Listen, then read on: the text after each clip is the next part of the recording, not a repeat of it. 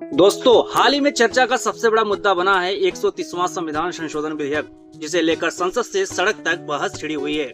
यह बिल कहता है कि अगर कोई प्रधानमंत्री, मुख्यमंत्री या मंत्री गंभीर अपराध 5 साल या उससे अधिक सजा वाले के आरोप में लगातार 30 दिन जेल में रहता है तो उसे पद से हटाया जा सकेगा। हालांकि दोष न सिद्ध होने पर वह पुनः अपने पद पे आ सकता है। इसके लिए संविधान के अनुच्छेद 75, 164 और 239 ए में संशोधन प्रस्तावित है। पहली नजर में यह कदम राजनीति को स्वच्छ बनाने वाला लगता है, लेकिन इसके सकारात्मक और नकारात्मक दोनों पहलू हैं।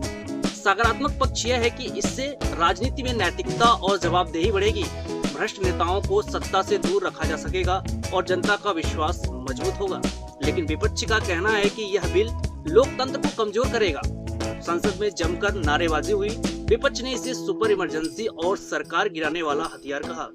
उनका तर्क है कि जांच एजेंसियां सत्ता पक्ष के इशारे पर काम करती हैं और अगर किसी राज्य में विपक्ष की सरकार है तो मुख्यमंत्री या मंत्रियों को जेल भेजकर सरकार गिराई जा सकती है। साथ ही भारत की न्यायिक प्रक्रिया लंबी है। आरोप और आरोप सिद्ध होने में सालों लग जाते हैं। ऐसे में केवल 30 दिन जेल में रहने पर पद छिन जाना न्याय व्यवस्था के लिए भी चुनौती है। और अगर आरोप झूठ हो तो किसी नेता की ईमानदारी पर भी बेमतलब का दाग लग सकता है। इतिहास गवाह है, लाल कृष्ण आडवाणी और नीतीश कुमार जैसे बहुत नेताओं ने केवल आरोप लगने पर ही नैतिकता दिखाते हुए इस्तीफा दे दिया था, जबकि हाल ही में अरविंद केजरीवाल ने आरोप और जेल जाने के बावजूद पद नहीं छोड़ा।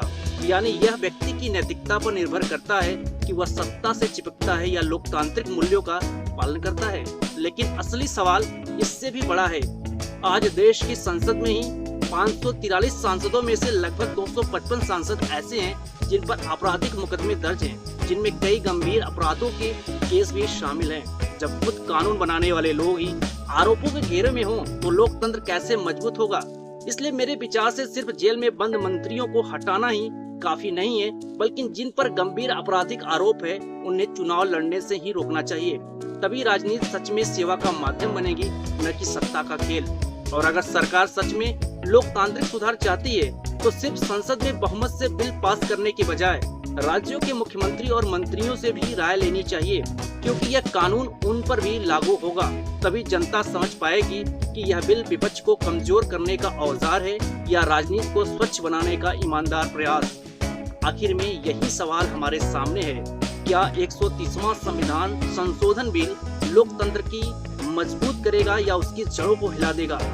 जवाब सरकार की नीयत और हमारे समाज की जागरूकता दोनों पर निर्भर करता है। बाकी इस पे आपकी क्या राय है, कमेंट में जरूर लिखिए।